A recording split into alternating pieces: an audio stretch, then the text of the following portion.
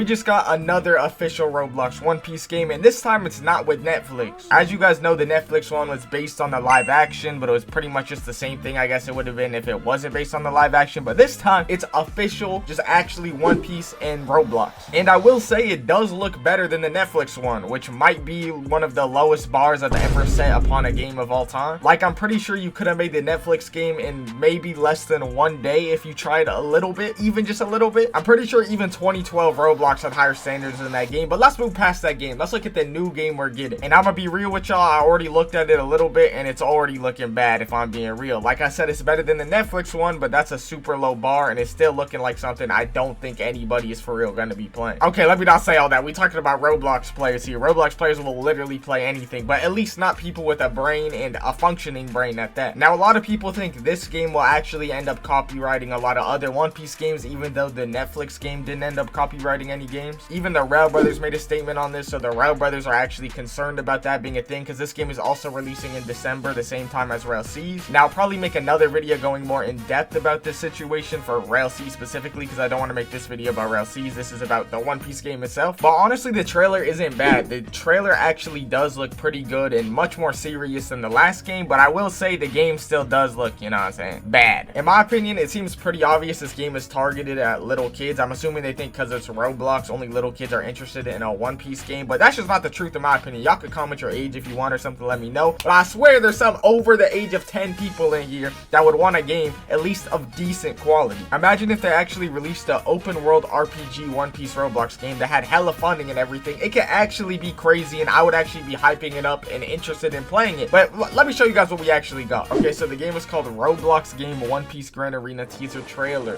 In this intro, it's low-key tough. I can't even hate on it, I'm not gonna lie.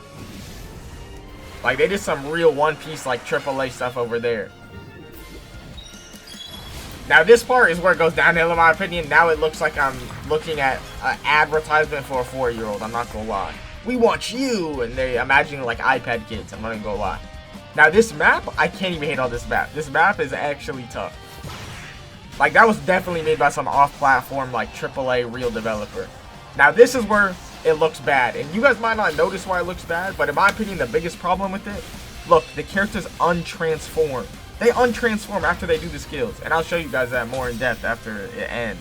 One Piece Grand Arena 2024 winter, same time as Rail C's, or same time frame as Rail C's, I guess. So we're a little concerned about that. Subscribe, you guys! What the hell? Join our crew on the Tell him Luffy. Subscribe to SwiftDFG, don't subscribe to them. But as you guys can see over here, look, so he transforms, he's normal character, he goes to Luffy. But after he does the skill, he goes back. And you can see it when he goes to Frankie, I think. Yeah, look, right here it does there, and then look, he goes to normal. So maybe it's like a battlegrounds, because it is called Grand Arena, but I don't know if they're really in tune with Roblox like that. Yeah, it looks like he's hitting real players.